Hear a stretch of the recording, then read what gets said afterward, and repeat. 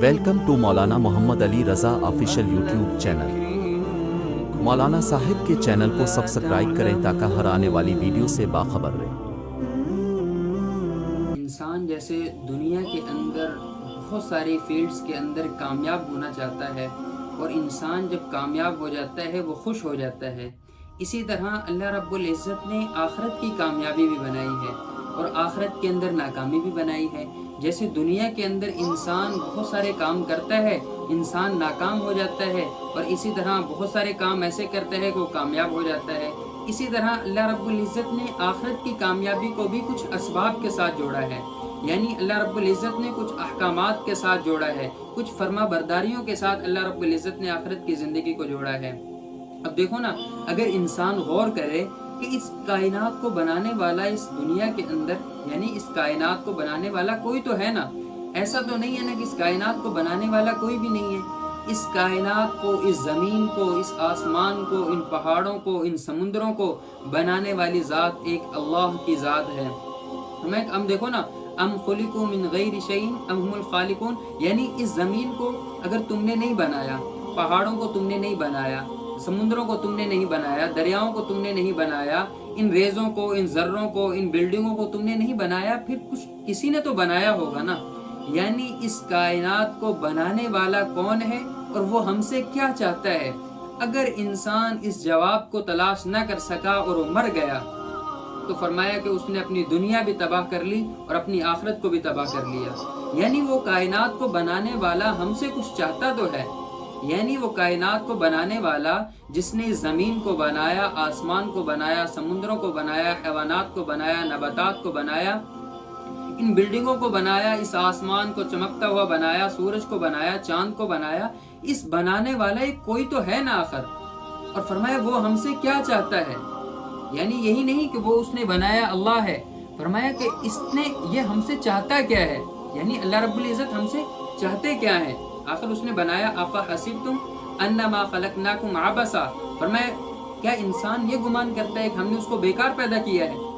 حالانکہ اللہ رب العزت نے اپنا تعارف بھی بتایا کہ میں اس کائنات کا مالک ہوں اور خالق ہوں، میرے علاوہ اس کائنات کے اندر کوئی اور الہ، کوئی اور معبود نہیں ہے۔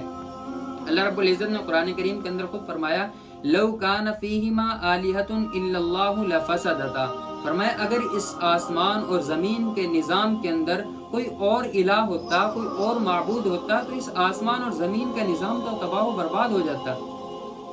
فرمایا اللہ رب العزت کی ذات بہت بڑی ذات ہے۔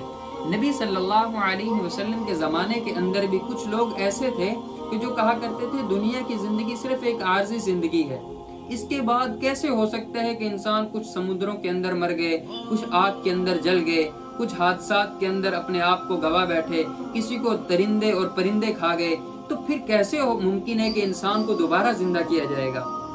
سب سے پہلے تو یہ بات اپنے ذہن کے اندر رکھیں کہ آخرت قائم ہو کر رہے گی، اللہ رب العزت کا دربار لگ کر رہے گا۔ اللہ رب العزت نے ایک مرتبہ دوبارہ اس کائنات کو فنا کر کے دوبارہ زندہ کرنا ضرور ہے، اور اس کا حساب کتاب بھی ہوگا۔ جیسے بہت ساری قومیں تو ایسی گزری نا جو اس بات کو ہی نہیں مانتی کہ اللہ رب العزت کی ذات ہے۔ بہت سارے لوگ تو ایسے ہیں اس کائنات کے اندر، اب تو زیادہ ہیں، یہی لوگ آپ صلی اللہ علیہ وسلم کے زمانے میں بھی موجود تھے کہ جو یہ کہا کرتے تھے کہ اس کائنات کے اندر اللہ موجود نہیں ہے، نعوذ باللہ۔ وہ دہریے تھے، یعنی اللہ کا انکار کر دیتے تھے۔ آج لوگ اللہ کا انکار کرتے ہیں، لیکن اللہ کا انکار کرنے کے ساتھ ساتھ وہ آخرت کا بھی انکار کر دیتے ہیں کہ دوبارہ بھی زندہ کیا جائے گا، اور اس زمانے میں بھی تھا۔ لیکن آج کے اس زمانے میں لوگوں کی تعداد زیادہ ہے، اس کی بنسبت نبی صلی اللہ علیہ وسلم کے زمانے کی بنسبت آج کے زمانے کے لوگوں کی تعداد اس بارے میں زیادہ ہے، نہ تو وہ اللہ رب العزت کی ذات کو مانتے ہیں، نہ وہ آخرت کے دن پر ایمان رکھتے ہیں، اور نہ یقین رکھتے ہیں۔ یعنی ایمان تو اور چیز ہے اور اسلام اور چیز ہے۔ اللہ رب العزت کے حبیب صلی اللہ علیہ وسلم فرمایا، آپ صلی اللہ علیہ وسلم سے ایک صحابی نے پوچھا یا رسول اللہ مل ایمان، ایمان کیا ہے؟ آپ صلی اللہ علیہ وسلم فرمایا آمنت باللہ، اللہ پر ایمان لانا، و ملائکتہ فرشتوں پر، و کتبہ کتابوں پر، و رسولہ رسولوں پر، والیوم الآخر اور آخرت کے دن پر۔ جو انسان آخرت کے دن پر بھی ایمان اور اعتقاد نہیں رکھتا تو فرمایا کل قیامت کے دن اس کی زندگی تو ضائع ہو گئی، وہ تو دنیا کے اندر ہی اس نے اپنے آپ کو تباہ کر لیا۔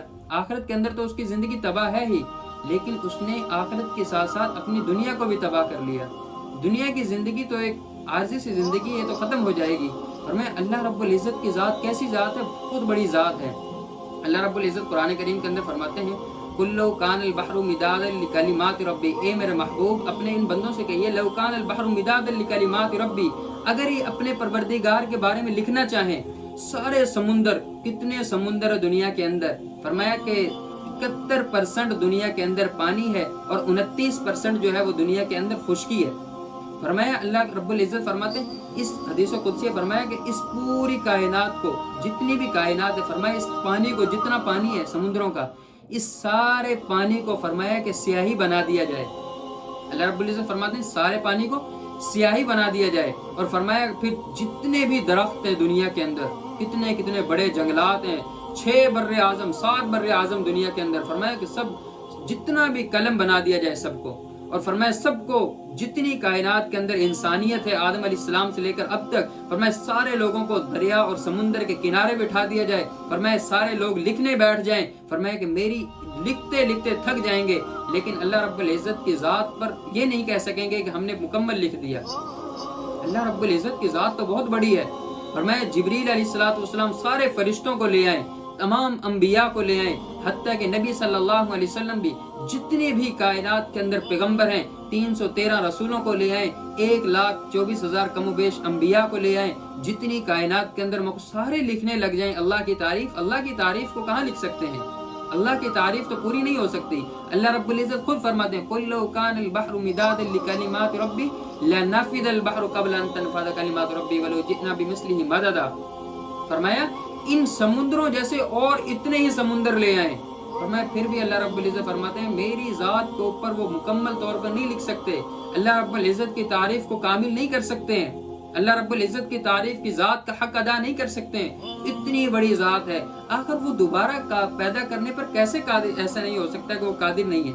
اللہ رب العزت کی ذات تو ہمیں پیدا کرنے پر قادر ہے، اور وہ ہمیں پیدا کر دے گی، اور اس نے ہمارے سامنے، ہمیں اپنے سامنے پیش کرنا ہے۔ لیکن دنیا کے اندر کچھ فرقے ہیں، جیسے حضرت موسیٰ علیہ السلام کی قوم، وہ آج بھی اس کے پیروکار ہیں، وہ کہتے ہیں کہ ہمیں موسیٰ علیہ السلام بچا لیں گے۔ عیسیٰ علیہ السلام کے پیروکار کہتے ہیں ہمیں عیسیٰ علیہ السلام بچا لیں گے۔ یہودی جو ہیں وہ کہتے ہیں حضرت عزیر علیہ السلام ہمیں بچا لیں گے، وہ اللہ کے بیٹے ہیں، وقالت الیہود عزیر ابن اللہ۔ اور عیسائی کہتے ہیں کہ عیسیٰ علیہ السلام اللہ کے بیٹے ہیں، وہ ہمیں بچا لیں گے۔ یہ موسیٰ علیہ السلام کے پیروکار جو ہیں وہ کہتے ہیں کہ موسیٰ علیہ السلام اللہ رب العزت سے ہم کلام ہوا کرتے تھے، وہ بچا لیں گے۔ میں کہ یہ نہیں، لیکن ہمارے نبی صلی اللہ علیہ وسلم نے ہمیں کتنا پیارا دین دیا، کتنا پیارا اسلام دیا، ہمیں طریقہ بتایا۔ فرمایا فَمَن يَعْمَلْ مِثْقَالَ ذَرَّةٍ خَيْرًا يَرَهُ، فرمایا خیر کا ذرہ بھی ہوگا، یہ نہیں کہ میں بچا لوں گا آپ کو، فرمایا خیر کا ذرہ بھی ہوگا تو وہ آپ کے سامنے پیش کر دیا جائے گا۔ وَمَن يَعْمَلْ مِثْقَالَ ذَرَّةٍ شَرًّا يَرَهُ، فرمایا اگر ایک ذرہ بھی برائی کا ہوگا، ایک ذرہ بھی، فرمایا وہ بھی آپ کے سامنے پیش کر دیا جائے گا۔ وہ اس دن تو انسان اپنے نامہ اعمال کو دیکھ کر دھنگ رہ جائے گا کہ اس نامہ اعمال نے ساری نیکی کے سارے کام لکھے ہوئے ہیں۔ اس کائنات کو بنایا ہے جس اللہ نے، وہ کچھ نہ کوئی مقصد بھی ہے اس کا بنانے کا۔ وَمَا خَلَقْتُ الْجِنَّ وَالْإِنسَ إِلَّا لِيَعْبُدُونَ، فرمایا کہ میں نے جنوں اور انسانوں کو تو اپنی عبادت کے لیے پیدا کیا ہے۔ جیسے دنیا کے اندر کامیابی چاہتے ہو تم، اور تم کامیاب ہو کر خوش ہو جاتے ہو، یہ کامیابی ایک عارضی کامیابی ہے۔ اس کامیابی نے ایک نہ ایک دن ختم ہو جانا ہے۔ جیسے دنیا کی زندگی یہاں ختم ہوتی ہے تو کامیابی یہاں پر ملی تو یہاں پر آ کر ختم ہو گئی، آپ کی زندگی بالکل ختم ہو گئی۔ لیکن آخرت کی زندگی وہ ہمیشہ ہمیشہ کی کامیابی ہے، جس کو بھی ملے گی وہ انسان خوش و خرم ہو جائے گا۔ اپنے نامہ اعمال کو، جن کے نامہ اعمال کو دائیں ہاتھ میں ملے گا، فرمایا وہ خوش و خرم ہو جائے گا، دکھاتا پھرے گا لوگوں کو، یہ ہے میرا نامہ اعمال، ہاؤ اقرؤ کتابیہ، فرمایا کہ یہ دیکھو میرا نامہ اعمال ہے، میں آج کامیاب ہو گیا۔ جیسے انسان دنیا کے اندر کامیاب ہوتا ہے، اسی طرح آخرت کے اندر کامیابی جو ہے اللہ رب العزت کی رضا کے اندر ہے، اللہ رب العزت کے حبیب صلی اللہ علیہ وسلم کی اطاعت کے اندر ہے۔ آج ہم نے اپنے آئیڈیل ہمارے معاشرے کے نوجوانوں کو بنا لیا، لیکن آئیڈیل اللہ رب العزت نے قرآن کریم کے اندر بتایا لَقَدْ كَانَ لَكُمْ فِي رَسُولِ اللَّهِ أُسْوَةٌ حَسَنَةٌ، نبی صلی اللہ علیہ وسلم کی زندگی تمہارے لیے بہترین نمونہ ہے، اس سے اچھی اور کائنات کے اندر کوئی زندگی نہیں ہو سکتی۔ یعنی ہمارے نبی صلی اللہ علیہ وسلم نے تو ہمیں یہ طریقہ بتایا کہ میں معاف نہیں کروں گا، اللہ رب العزت کی ذات معاف کرے گی۔ کامیابی کی زندگی یہ نہیں ہے کہ دنیا گزار لو، دنیا ایک گزرگاہ ہے، اس گزرگاہ سے گزرتے ہوئے آخرت کو نہ بھول جاؤ، آخرت قائم ہو کر رہے گی، اور آخرت کی کامیابی اللہ رب العزت نے اپنے اطاعت کے اندر رکھی ہے، اپنے حبیب کی اطاعت کے اندر رکھی ہے، اپنے احکامات کی فرما برداری کے اندر رکھی ہے۔ اب جو انسان اس آخرت کی کامیابی میں کامیاب ہو گیا، فرمایا وہ ہمیشہ ہمیشہ کے لیے کامیاب ہو گیا۔ دنیا کی زندگی کی کامیابی چھوٹی سی زندگی ہے، اور چھوٹی سی ہی یہ کامیابی ہے۔